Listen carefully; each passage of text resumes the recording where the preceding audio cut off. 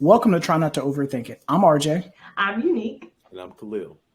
Every day, just like you, we find ourselves trying to make sense of this crazy thing that we all call life. As peers in the healthcare profession, we find ourselves discussing and debating many different topics. After many heated debates, we decided to both expand upon these topics and give our viewpoints on them as licensed therapists and social workers. If this is your first time here, we'd like to thank you for checking us out, and we hope that you'll stay and become part of the tribe and participate in the conversations. So today we're going to talk about socially acceptable behavior. This is something that we were brainstorming some ideas of what to talk about for today's topic, and the whole situation with the NCAA kind of came about. So that's what sparked today's topic. So with social acceptable behaviors, they're actions that are normally viewed as appropriate to engage in the presence of other people. What I find very perplexing and mind-blowing is that as progressive as a society that we live in 2023, we still have to discuss what's socially acceptable, what behaviors are okay and which ones are not. And for those of you who don't really follow sports like that, the NCAA women's basketball tournament concluded on the 2nd of April. What should have been a celebration for a lifetime of hard work and dedication for these young ladies, that all culminated with them winning a national championship by LSU, turned into a media spectacle. What made it a spectacle was when one of the winning players, Angel Reese, did the John Cena in the direction of one of the players on the opposing team, Caitlin Clark. Caitlin, coincidentally, had done the exact same thing 48 hours when her team beat the University of South Carolina. What makes this very interesting is that when Caitlin did the John Cena, it was seen as competitive. It was okay. That showed that she had that fire in her, and she's a winner.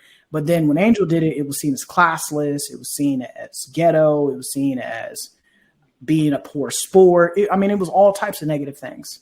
And so for me, being a person that has played sports, a large chunk of my life, from being a child to being a teenager playing sports, playing video games competitively, trading card games competitively. Pretty much if you can do it competitively, I probably have done it.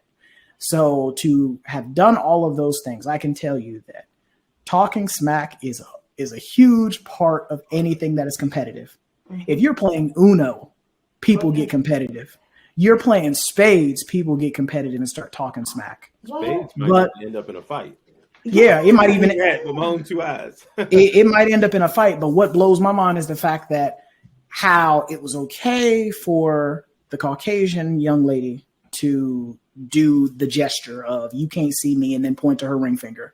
But then, she just did this. But then when Angel Reese did it, who happened to be African American, then it became. They weren't winning. They won. Yeah, they won. Then it became a whole different thing. It was positive. The way that they won too, it wasn't like, okay, they just won by 2 or 3 points. No, they got blown out. They blew them out. And she said, and I listened to an interview with Angela, and she was just like, how when the other young lady did it, she was just like, she did it to African American players. And she said the move was not just about her. It was, okay, so you couldn't see them. Right. So this is for my girls. You can't see us. And we got the ring. And so I think when we start, I'm going to let you get back to your statement before I go in, because I was moved, not just because it was sports, but because we get policed so much as Black women. To me, I think that it's much deeper than just into sports. Me personally, I feel that this is where, like I said, that's what makes this whole conversation mind-blowing and perplexing, is the fact that, this is I guess a smaller version of what happens in everyday society in regards to, race and equality, where things are seen one way when you look a certain way, but then they're seen a completely different way when you look a different way. Right. And so for me, with this whole situation, this brings up much bigger and more serious conversation than just taunting somebody, because the taunting thing, that's a part of sports. That's athletic. Yeah, it's exactly. Yeah, it's been going on. So for me to to see some of the things that people were saying, calling her names. This is a child. Yeah. A college kid. She is an adult. But she's an adult. She's a young adult. She's a young lady who is finding out herself, who's at still a very impressionable age, because you're still finding yourself at 19, 20, right? And I think people judge her appearance on the court as a whole person. That's the content of her character. That's the content of her character. I've seen people come for her hairstyles, the fact that she has one leg up, like her fashion sense on the court. And she's from Maryland. She represents people who see her outside of that. Like, I've watched like her TikToks, her YouTube, and she's a girly girl through and through. Right. Okay. She's going to be dressed down regardless of wherever she is. She's gonna have her hair done, she's gonna have her nails done, and she's gonna show up to the scene popping her itch. And she said it. She's like, I'm gonna pop my stuff wherever I go. But what 19, 20-year-old do we know that doesn't do that? Right. They're all doing no matter the race, no matter the background. 19, 20-year-olds, we go through this phase where we're like, I'm grown and you can't tell me otherwise. Mind you, your parents still paying probably most of your bills at 19 or 20. But you grown and nobody can tell you different. And so she's living that life. She's just enjoying her life. And it just so happens to be that she does it on national television while she's playing a sport that she loves, that is putting her through school to do something greater. Right. Whether it's go to the WNBA or to enter into a field that she loves and that drives her passion, whatever it is, this is funding that. Right. And she's capitalizing on it. Well, and the funniest thing is they're entertainers. If they weren't entertainers, let's not forget Brandon Miller, right? Brandon Miller was Alabama basketball player. They got knocked out the tournament, but they made it to like the Sweet 16 or Elite 8 or something like that. And he was involved in a murder. It wasn't him who did the murdering, but he gave someone a gun, and that person murdered a young lady with that gun. Okay, he was still allowed to play. All right, he was still allowed to perform. All right, the boosters weren't going to take him out that game, so because Alabama is very competitive in collegiate sports, and he got to play. They actually patted him down before he came out, and everybody was like, "Why are you patting down somebody wearing basketball shorts what is he going to have on him?" Right? But because they're entertainers, and a lot of people make a lot of money off that. Right. Yes, about these players. Guess what? It's entertainment. They let him get on that court. Right? And for me, since it is entertainment, we will see gestures. We will see people showboating. It's been like that for centuries. Why all of a sudden is this such a big thing? And why is it politicized? And they were both invited to the White House. Since when does the winner and the loser go to the White House? Does the loser go to the White House? I'm not coming. And so that's why when I found that out, I was just kind of hurt. Cheryl Miller, I just read an article she wrote about. Cheryl was an excellent college player. She won 2 championships. Her brother, Reggie Miller, played in the NBA. And he always talked smack, the big smack talker. Him and Spike Lee used to go back and forth. Because I remember him doing this to them on the sidelines. It's been like that. And she said competitive sport, people are going to, it is entertainment. You post to showboat, especially when you're playing at the top of your game on national TV. People are going to do that. I don't understand where this disconnect came from, that all of a sudden she's a thug and she's one of those misguided youth and she doesn't know what she's doing. What are you talking about? She's a high-performing basketball player. The reason that narrative started to come out was because, of course, she looks like us. Right. And so that's where, like I said, as progressive as we are as a society, we still want to label people, at times of color with negative connotations and negative stereotypes. And so for me, like that's what bothered me about the whole thing. It wasn't the fact she was taunting her, because hey, that's what you do in sports. And I remember my mom played sports as well. One of the things she used to say all the time: if you can't take it, don't dish it. And so because like being a kid, you see it on TV, you're doing it, and so you do it in a game, and then you lose. Now you're upset that you lost. You know, I remember my mom telling me that when I was a little boy, you know, if you can't take it, don't dish it, you know, but you know, the narrative that is being spun of, oh, you know, this, that, and the third. And people said the same thing, you know, in regards to, the coach for the University of South Carolina, Dawn Staley, she spoke about that, about some of the ridiculous things that people were saying about her players and their physical style of play. You know, that they're thugs and they're street fighters and this, that, and the third. And people were saying, yeah, calling them animals, all types of stuff. And so what blew my mind was when she said that, she brought that up. People were, oh, that's just, you know, sour grapes. You're a poor loser. You're mad because your team lost. No. But then not even a week later, when you know Miss Reese did this to the other young lady, then it becomes the same. It becomes the same thing.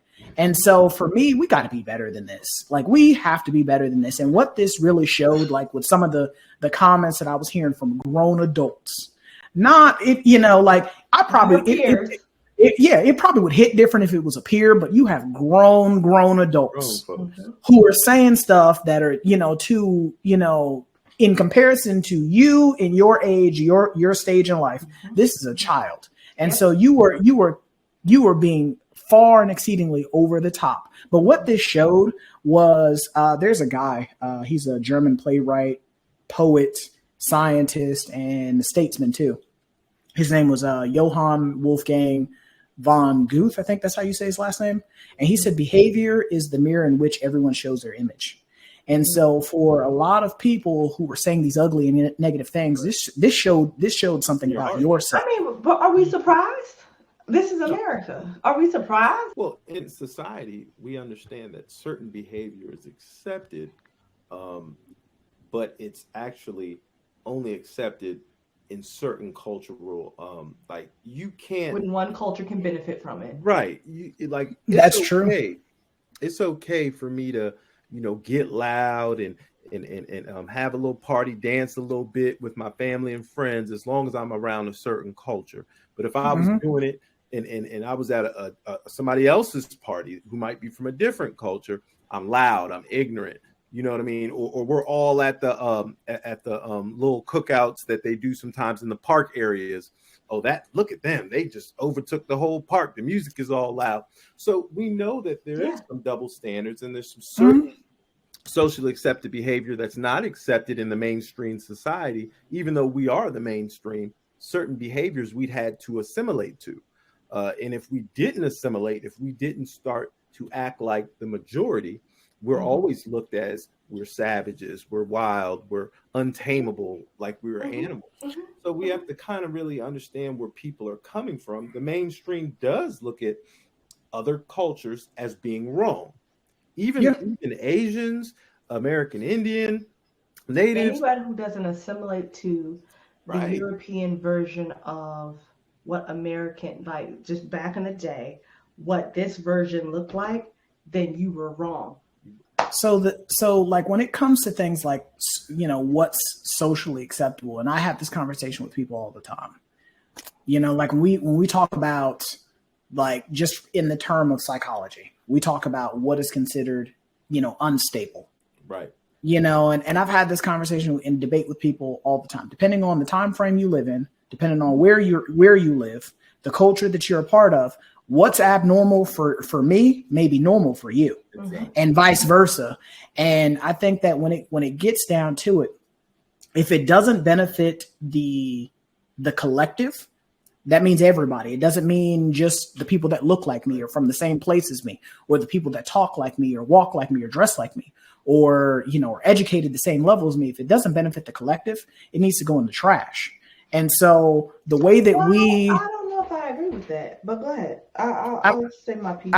I feel like, you know, the way that we treat each other, you know, is not conducive to everybody. It's conducive to some people. Right. And so if it's not conducive to, like, because we've talked about the sense of community and the sense of oneness, if it's not conducive to taking care of the entire community and not just one or two people, then it got to go, because again, it doesn't benefit everybody. It only benefits some people. And so, you know, like social norms are a pretty good, social norms are pretty much what allow people to misbehave or behave. Right. Because those social norms are what are judging you. They're what you are being compared to. And so the fact that this young lady is being compared to something negative, because she looks different than the other girl when the other girl did the same thing. It'd be a different story if they did two different things. Different things, right.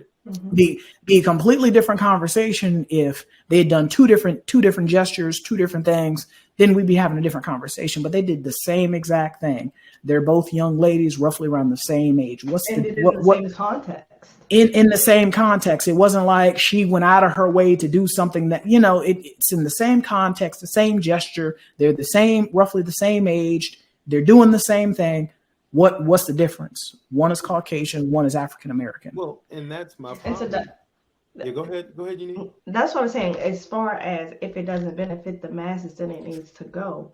I think one of the things, our downfall in just the Western culture, is not embracing people's differences, right? Mm-hmm. If you don't assimilate to what I see as best for me, then it's wrong.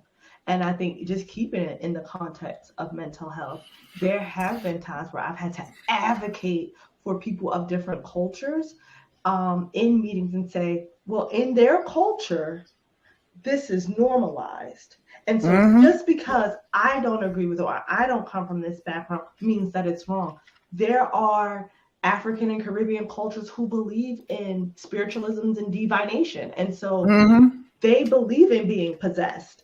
If they come to me and say, I feel like the devil is taking over me, to the most Western cultures, people say, that person's delusional. There's some psychosis there. Yeah. Put them in the hospital today. Go lock them up.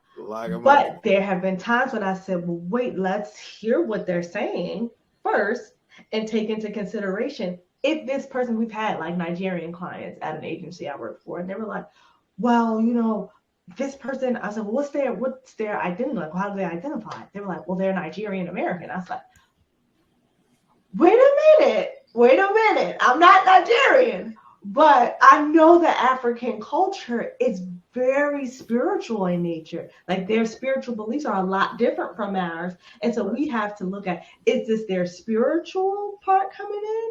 Like, is this their cultural reference? And I don't want to throw that out because there might be something in their cultural reference that can help them out, right? Looking at this situation with this young lady, the cultural reference was trash talking in the sporting environment. Is that something that should be thrown out? No. Why shouldn't it be? Because trash talking is something that raises the adrenaline. It fuels the game. It creates an environment where it raises the competitive environment. Right. Is this something that could be contentious to the onlooker? Absolutely. But does that make it wrong? No. Are there things in Black communities that to the onlooker might appear to be devastating or damaging? Yes. Right. There are lots of things, lots of nuances for the African American. I don't want to speak outside of African Americans, but African Americans specifically, the way we raise our kids, the way we attend church, the food that we eat, the way we talk to each other. The way we talk to each other. I might say, instead of if I see someone with a nice outfit, I'm not going to say, wow, you look beautiful. There are times that I do. But 9 times out of 10, girl, that dress is dressing. Right. You wear the dress. Killing it. In church, we take a shoe off. If somebody is singing good, I'm going to take that shoe off and I'm going to have it up like I'm about to throw it at them. To an onlooker? Like, what? That's offensive. She's throwing her shoe. She needs not do that. She just told that girl she wearing that dress. She's sexualizing her. Right. If I say that booty is sitting, honey, no Black woman is offended by that. Right. No, not at all. If a Black man, even if a Black man says to a Black woman, girl, that thing is, you dragging that wagon. She's not offended by it. No, she's not. But somebody hearing that, oh, you're over sexualizing her. That's offensive. This is in the day and age we live in. You can't say that. No, don't minimize my culture because you don't understand it. Don't demean things. Comes in. Right. Don't demean things that are actually seen as terms of endearment because your culture doesn't have that. And I think in our Western world, we do that a lot. When the masses and the people who have the most power don't understand, cannot profit off of it, then it is demonized. But they still I think that the issue, like a lot of times, there has to be, and we talked about this in the racism episode, there has to be conversations of education. Yes. You know, where you teach people about who you are. Yeah. Because most people are only concerned about what specifically applies to them and the people that they interact with on a regular basis. So when we have these conversations where you teach people about your culture, that's what I loved about, you know, being a child. You know, being a child and traveling and being able to see different places and meet new people, I was able to be immersed in other people's cultures. So I got a chance to learn about other people. Yeah, it's true. People got to travel. But you know, for us, and I've had this conversation with both my younger brother and my younger sister in regards to being a brand ambassador for what it means to be African American, because you don't just represent yourself. Like, you might be the only person that someone who has never walked a day in their life as an African American person, you might be the only person they know past good morning, good afternoon, good evening. Exactly. And so when you put on for us, guess what? You put on for everybody that look like us. And so you can potentially change people's thoughts, feelings, opinions, and their beliefs about people who look like you, not just for you, but everybody that comes after you that they interact with. Yep. So their thought process may be when they first see an African-American person is, oh man, I need to be scared. Right. Or, oh man, you know, I might need to put my wallet up or put my phone away, tuck my chain in my shirt, you know, but then sitting down, meeting and talking to you, oh man, you know, African-American people ain't that bad. They ain't what I thought they were or what I was told they were. You know, because because the thing is, what happens, you know, most people's negative connotations or negative associations with people who look differently from them is never, most times it's in most cases, it is never firsthand. It's normally second, third, or fourth hand. Right. You heard from somebody who heard from somebody else how these people act, or how those people carry themselves, or how these people conduct themselves. And it's not until you sit down and have a conversation with someone that that you're like, whoa, you know, because I've had that happen to me plenty of times where I've had people tell me, you speak so well. Right. You know, and I had to ask my dad, and I was just like, get on to that. And I had to ask my dad, I said, should I be offended? And my dad was like, you know, he kind of laughed and he was like, no, you should. He said, no, you shouldn't be offended. He said, because their thought process when they looked at you was one thing. And then when you spoke, their thought process changed. And there are times like where I've gone to engagements and spoke to people or talked to people about different things, and you could see it in their face. They were thinking one thing, and then by the time we were done talking, their thought process, their mindset had shifted. And so for me, I'm definitely a person that I do believe in leading with grace and mercy, because I mess up a lot. Right. And so because I know I mess up a lot, I need people to give me grace and mercy. So I try to lead with that myself. I think that in this situation, this whole situation with these two young ladies was an opportunity for people to learn, you know, and learn about, you know, cross cultures, you know, because just off of, you know, the color of your skin, you look at things different. Your perspective in life is different. And a lot of people don't really.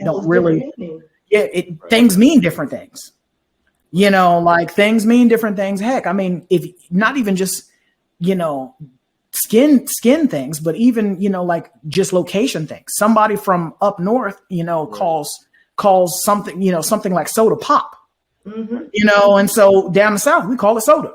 So, you know, those are just small. Pop, you need to stop. Yeah, and well, look, Don't do that. But look, what you're talking about when we were talking about social norms and some of the things that are acceptable, certain social races we extend to people because we know, hey, they're from a different culture. When I was growing up, I had an Asian neighbor. They were Korean. you always had to take your shoes off before you came in her house. The mother said, Yeah. take your shoes off, right? And I was cool with it, because coming from a Caribbean family, you ain't supposed to march around no house. Had no shoes on either. So I was hip to that. But other friends that I had that would come over, because we all lived in close proximity, why I gotta take my shoes off, and they were always, kind of making a little bit of a little, gestures and slangs they say about Asian people and stuff. And I had to school them a little bit. I was like, look, your shoes are dirty. Do you not understand that? And you're bringing dirt from outside inside. Yeah, and a lot of people caught on.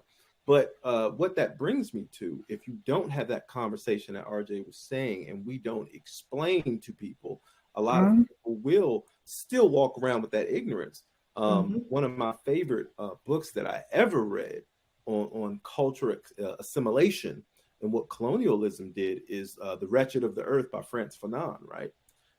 If we don't have some sort of acceptability for other people's cultures, if we always try to make them assimilate, if we always actually push their culture aside and say that doesn't count, that's not how you're supposed to do it, that would in turn make someone go crazy.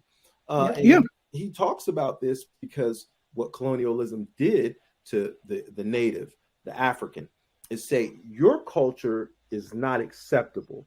So it's incorrect. What you do is wrong. So if I'm constantly thinking I'm wrong, I mean, just trying to be a normal person would be such a rough transition for me, because mentally I know my brain is, it's conditioned to do one thing. But as soon as I do that one thing, like I might speak a little louder. West Africans talk a little louder, right? Even Italians talk a little louder. Jamaicans talk a little louder. I live with one, and I'm like, loud. I'm constantly telling that person, shh, be quiet, you're too loud, you're too loud. That in turn would drive them crazy. It creates a cognitive dissonance. Dissonance, yes. So, when you look at this, is when people are always trying to police African Americans and everything we do is wrong. I think that's why you see the rebellious spirit, why you see actually people do things to the extreme to kind of show off our culture. And we've always worn jewelry. Gold is something that grows, you know what I'm saying? It's indigenous in Africa. Like it's from Africa, diamonds and gold.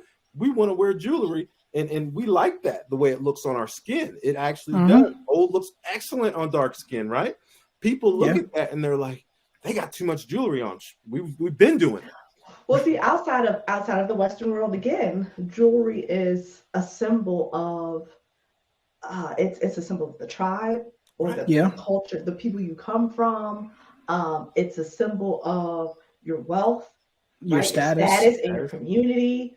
And so just not in African cultures, in Asian cultures, South Pacific Asian cultures, like jewelry, Indian cultures, jewelry did that. Jewelry symbolized something about like the spirits. If you were religious, okay, the piercings, a lot of Indian women, you'll see them with nose piercings and ear piercings because it has something to do with warding off the spirits. It's a religious reason why they are pierced. It's not just, I'm trying to be gaudy and wear this.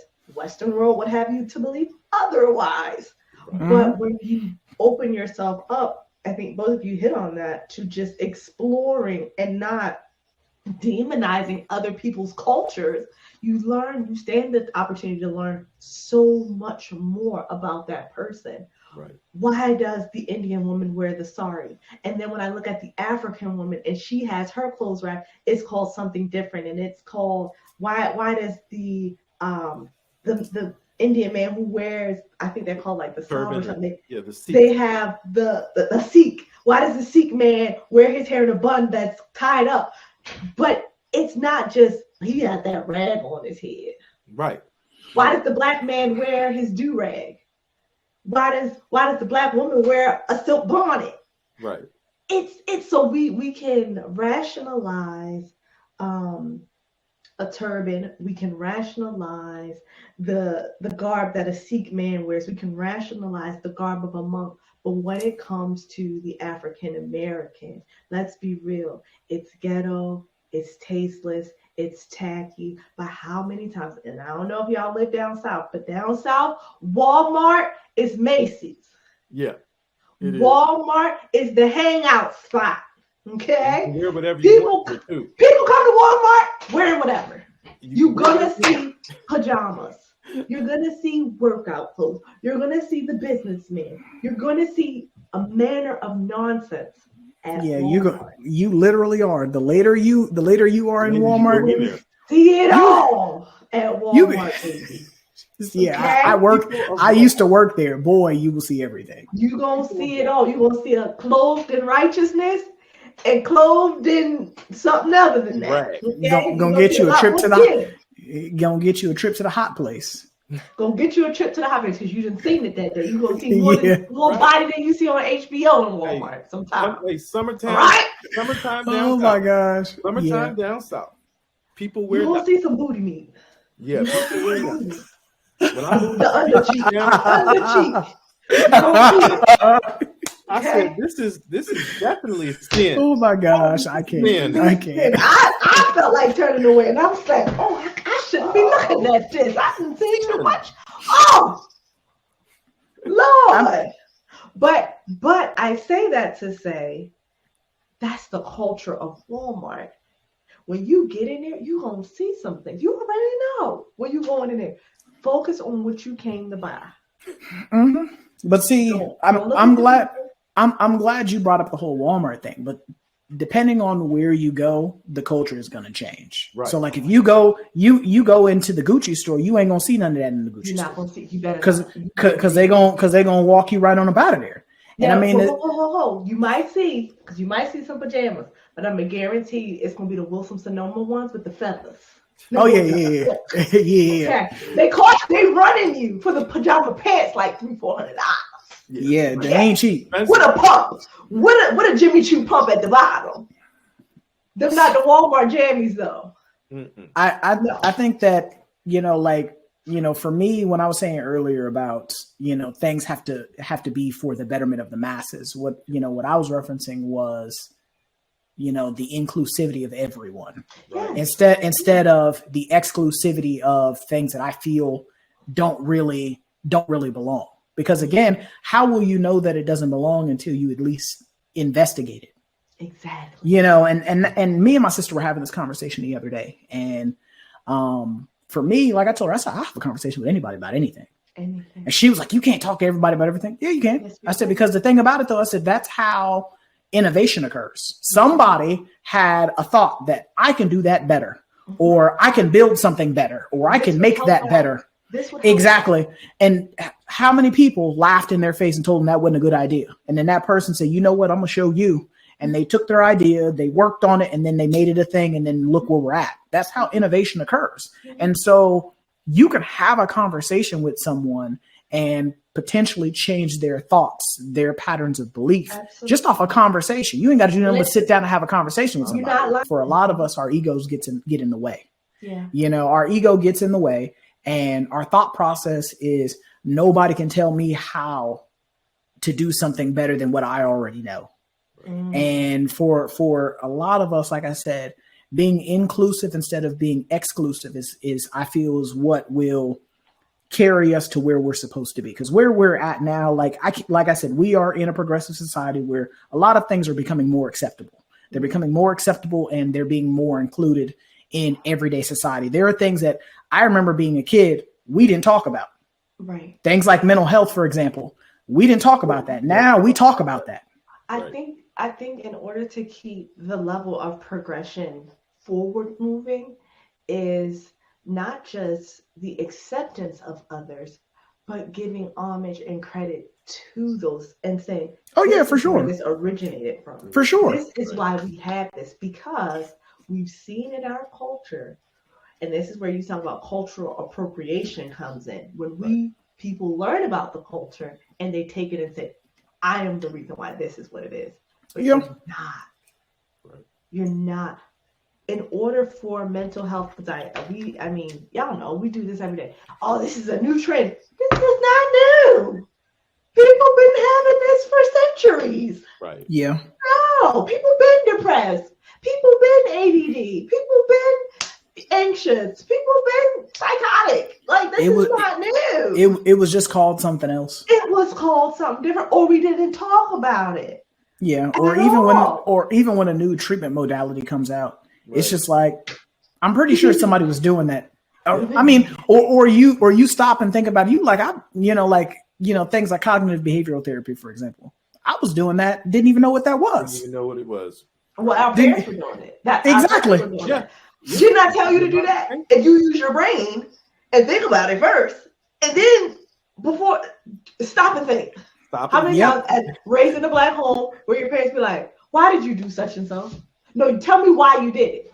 You still gonna get in trouble. But I want to hear why you did that. But they're making you stop and process that. Exactly. They're making you stop and process what you did in comparison to what you should have done in order to get the outcome you were supposed to get. What was the goal that you were trying to get with that?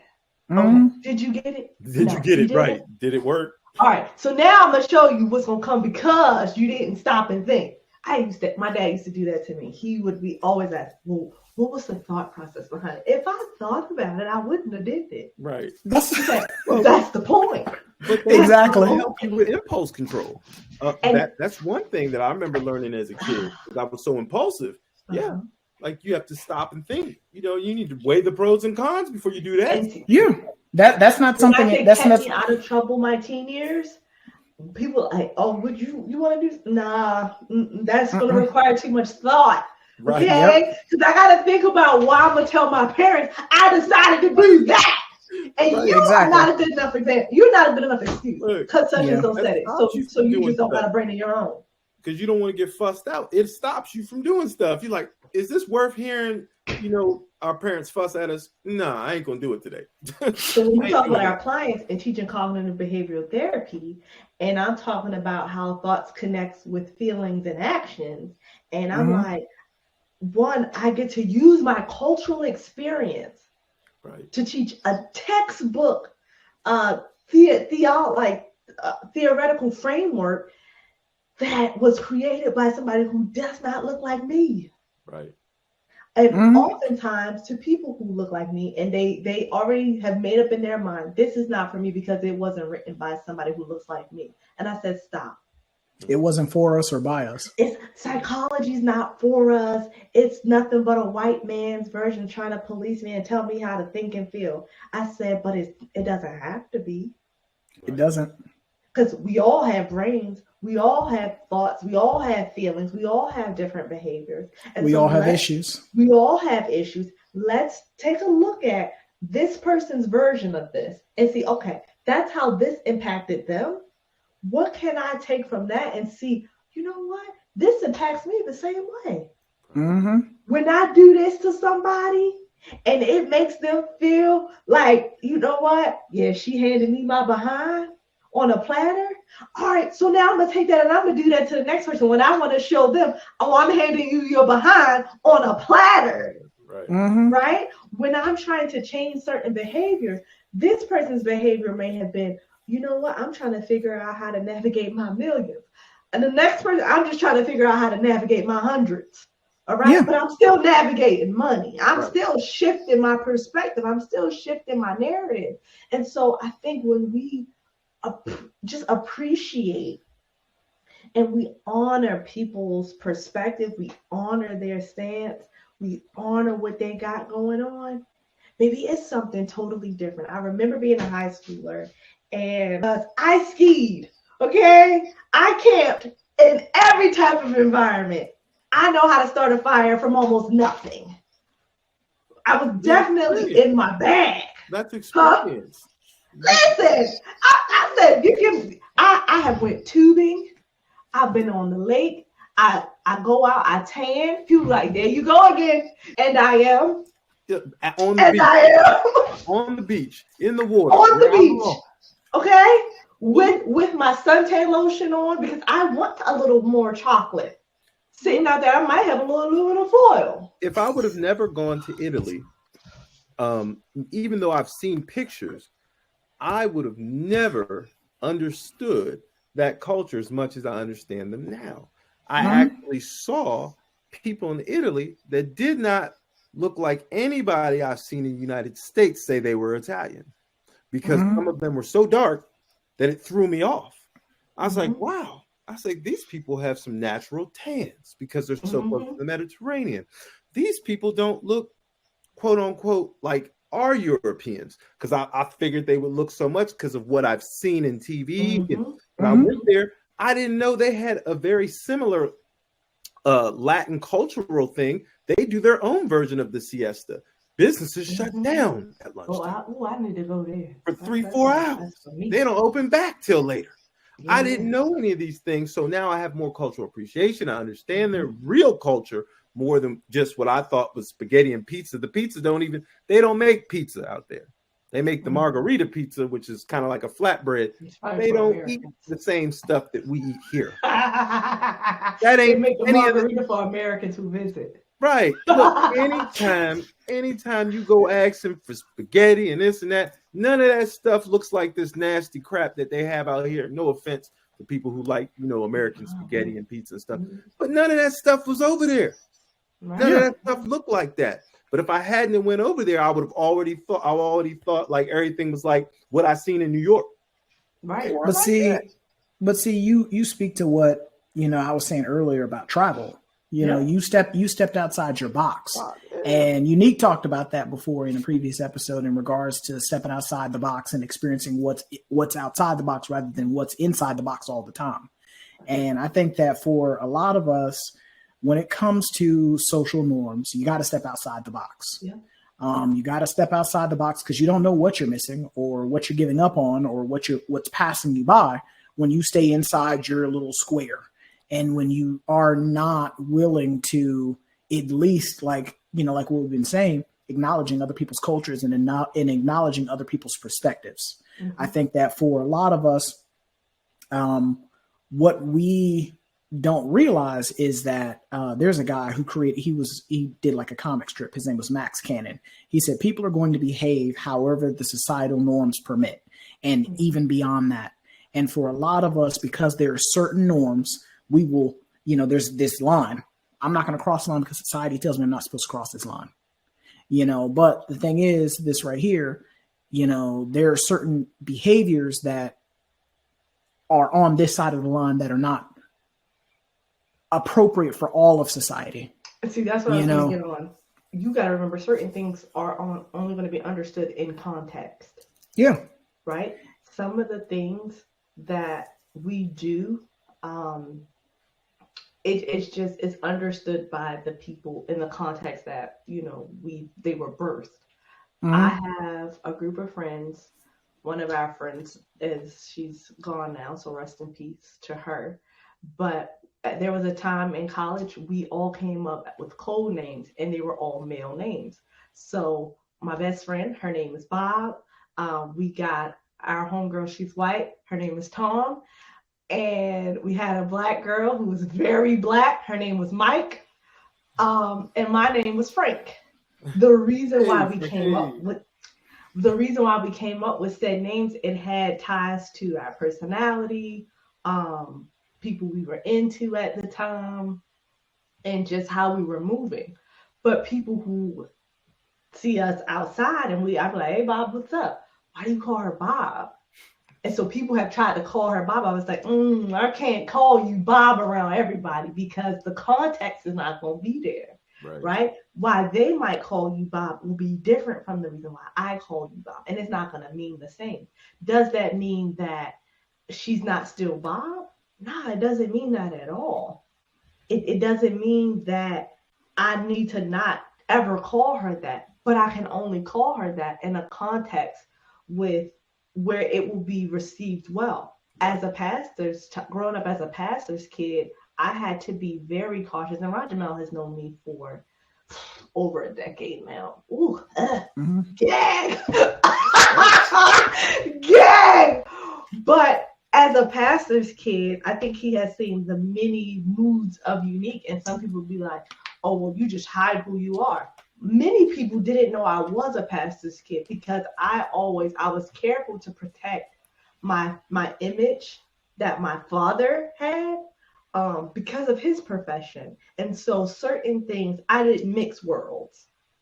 If you knew me over here, baby, you might not ever get to see me over here because you're not going to understand certain cultural references. Certain friends I would never bring to church because it's just the culture there. You're not going to understand the context, and you're going to do something that is going to be very ostracizing in that environment. I think abnormal at times. Black people, and I'm a say it, shoot me in the comments, we have to understand that everything is not for everybody. Right. It's just not. Monique talked about wearing a bonnet and a do-rag to the airport. And pajama pants. And pajama pants. Is there a time and a place for that? 100%. Yeah. Give it to you every day, all day, baby. But in the workplace, is it not because, okay, well, they just don't understand. They're trying to minimize my Blackness. No. In the workplace, I want someone who is dressed in a way that's going to convey the context of what you're there to do. Right. When Exactly. I come to work every day, and I work from home, but I have on my glasses from at least the waist up, I'm presentable. Maybe I might have on pajamas. I ain't gonna hold you. Look, I'm gonna have on some sweatpants, okay? But as far as my clients can see, I'm presentable. I'm not eating while I'm on the camera, or if I am, I'm just eating something light, like a cracker or something, because I'm there talking for so long. And my clients are like, "Oh no, you can get up and do this." I said, I'm at work. Right. Mhm. I have to maintain a level of professionalism. Now, do my clients always come presentable? Nah, they don't. Mm-mm. They be coming looking like they hop right out the bed. Yeah. And sometimes they be in the bed. Yep. But it's a level of professionalism that I say, even though we're both at home, even though the context would be understood here, because I'm at work and you're not, I want you to always be able to respect whatever I'm saying from that context. As African Americans and as representatives of our global system, remembering everybody's not going to get this when taken out of context. And I don't want anybody to unfairly judge people who look like me because I'm taking something that will be understood in my close bubble to people who are unaware of who I am. I'm just not going to do that. Certain conversations I have in my house with my family, my close-knit group, I'm not going to have those conversations in public. I'm just not. Certain conversations we have on this podcast through our text messages and our group text. Our group text is sacred. We would never publicize our group text on the internet. Okay? None of us probably would have licenses. But I would, because I'm a saint. All right, here you go. He fell from heaven the day after I did, y'all. But okay. What you're saying is some really good stuff. I wish people would listen to that, what you just said. All right. Not everything is for everybody, and not take offense to it. Don't get defensive. We're not understanding time and place too. Yeah, time and place. Everything has a time and place. We're not saying you can't be you, because you are beautiful, you is wonderful, you are loved, all those good things. But you are dynamic. You are dynamic, right? And you're not one-dimensional version of yourself. Yeah, you can actually, still be you, but know there's a time and a place to do some of those other things. You know what I mean? You really, I think people do get offensive because they think we're trying to dumb them down or say that you can't be this vibrant personality. You can, but there's a time and a place for everything. Yeah, absolutely. I think that's a part of the educational piece, right? Teaching people I am dynamic. There's more to me than what you understand about my culture. Or what you see on television. Right. Yeah, there's more to me than that, right? I listen to different music than what you traditionally would speak. I've gotten into Ubers and they automatically turn to like hip hop. And I'm like, you could have easily have put that on NPR. You could have kept it on a country station. You could have kept it on a Latin station. Like there's a plethora of things you could have kept it on. I was not trying to hear. I wasn't trying to be knuck if you bucking today. Okay, I wasn't trying to hear no drill music today. I was trying to go to work calm, and now I'm ready to fight. Like I really wasn't on that vibe this morning. I listened to a little gospel, but now you got me hyped. Look, but that goes to show you on the way to work. trying to have a mindful moment. But that goes to show you people automatically sometimes assume things where I think just educating them on that, I might have wanted to feel controversial and listen to a little Howard Stern because I just wanted some arguing point from the other side. And that's okay. I have I like to see what my cousins are doing over there. I like hanging with the cousins and going to do, things that they do. And it's not because I'm trying to be white. No, I am unapologetically Black in those spaces. But I don't mind going square dancing and throwing a little twerking with it as a two-step. Because, baby, Black people line dance. Right. So I'm going to go to this hoedown with cowgirl boots on, with a loud shirt, okay? And it might be tied at the top. With a little mini skirt, some cowgirl boots, baby, and my twist, honey. But I'm coming and I'm respecting their space. But that's the only way you learn about somebody else's culture. Yep. You know what I mean? You have to immerse yourself sometimes. Me being from Prince George's County, Maryland, I grew up listening to go-go music. Will I blast go-go music if somebody from down south or somebody from somewhere else comes in my car? Probably not. Because they wouldn't understand it. They'd say, what is all these banging and drums and these remixing songs? Which it's just repetitive. But it calms me down because I grew up listening as a child, and it actually will be nostalgic for me. It'll calm me down. I can listen to some Rare Essence, some Junkyard Backyard, and I can run down the street and go exercise and listen to that. But there's a time and a place. If I had somebody in my car who didn't know anything about it, I couldn't crank that up and ride. They'd be looking at me like I'm crazy. So there's unless you're trying to educate them. Hey, I'm trying to put you on to something different. Yeah, we could have a good conversation. I could educate them. But that music, I usually keep it with me or when I go home, because I get it all day long when I go home. It's on the radio. So it's different for me. But I know there's a time and a place. There's a lot of stuff that I like to do. I like listening to some classical. I'll do that while I'm studying or doing something online. I don't play classical every minute. I know people don't want to hear that, but there's a time and a place. Yep, absolutely. So we're going to end the conversation here. This is Try Not to Overthink It signing out. I'm RJ.